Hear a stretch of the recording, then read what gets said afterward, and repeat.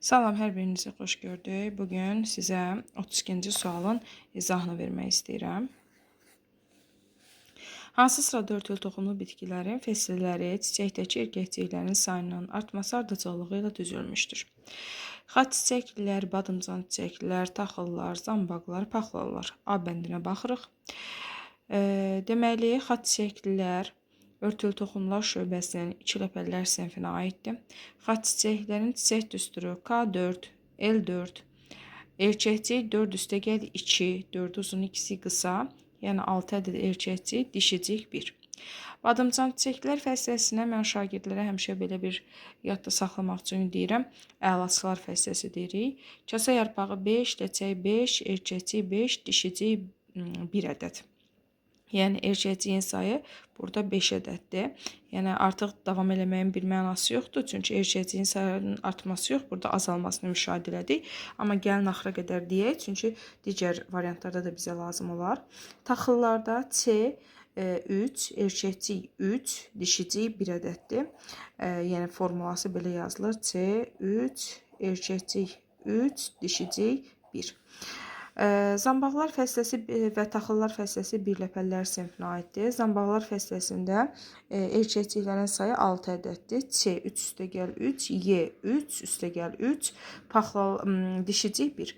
Paxlallar isə örtülü toxumlar şöbəsinin ikiləpəllər sinfidir. Başqa cür bu fəsləni kəpənək çiçəklər fəsləsi də adlandırırıq. Kasa yarpağı 5 ədəddir, bitişikdir. Ləçək 5 ədəddir, 3-ü sərbəst, 2-si bitişikdir. Erkəkçiklərin 9-u bitişik, 1-i sərbəstdir. Yəni ümumilikdə 10 ədəd erkəkciyi var və 1 ədəd dişiciyi var. Taxıllar fəsləsi, yenə dedik ki, taxıllar fəsləsində 3 ədəd erkəkciyi olur. Yəni burada A bəndini artıq çıxırıq. Badımcan çiçəklər fəsləsində 5 ədəd idi. Zambaqlar fəsləsində 6 ədəd idi. Paxlallarda 10 ədəd idi. Gül çiçəklər fəsləsi isə 2 cür çiçək düsturu ola bilər. Deməli, gül çiçəklər fəsləsində itburnu kimilərdə, yəni itburnu, moruq, böyürtkən, çiyələkdə kasa yarpağı 5, ləçək 5, erkəkcik sonsuz, dişicik sonsuzdur. Amma cavalı çimlərdə və alma çimlərdə, yəni alma, armud, heyva, yemişan, əzgil, cavalı, albalı, gilas, badam, ərik, alça, şaftalı. Bunlarda isə kasa yarpağı 5, ləçək 5, erkəkcik sonsuz, dişicik 1 ədəddir. Yəni istənilən halda gül çiçəklər fəsləsində erkəkciklərin sayını biz sonsuz olaraq qeyd edirik. Yəni B bəndinə baxanda 3, badımcan çiçəklərdə erkəkcik sayı 5, zambaqlarda 6, paxlallarda 10, gül çiçəklərdə isə sonsuz. Sonsuzluq işarəsini nə zaman götürürük? Say 12-dən artıq olduğu zaman. 12-dən çox olanda artıq deyirik sonsuzdur. Deməli, B bəndində həqiqətən də burada erkəkciklərin sayının artması ardıcıllığı ilə verilib.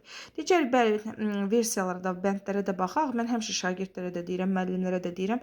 Çalışın ki, sualların bütün cavabı tapsaz belə digər olan bütün versiyalara baxın. Çünki gözünüzdən hər hansı xırda bir məqam ola bilər, yayına bilər.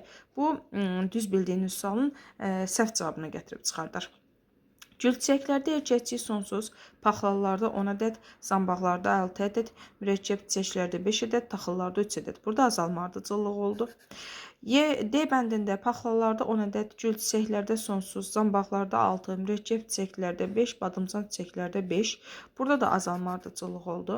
Xaç çiçəklərdə 6, paxlallarda 10, gül çiçəklərdə sonsuz, mürəkkəb çiçəklərdə 5, taxıllarda isə 3 ədəd erkəkciyə rast gəlinir. Burada da qarışıq yazılıb. Deməli, həqiqətən də biz doğru olaraq B bəndini düzgün cavab kimi qeyd eləmişik.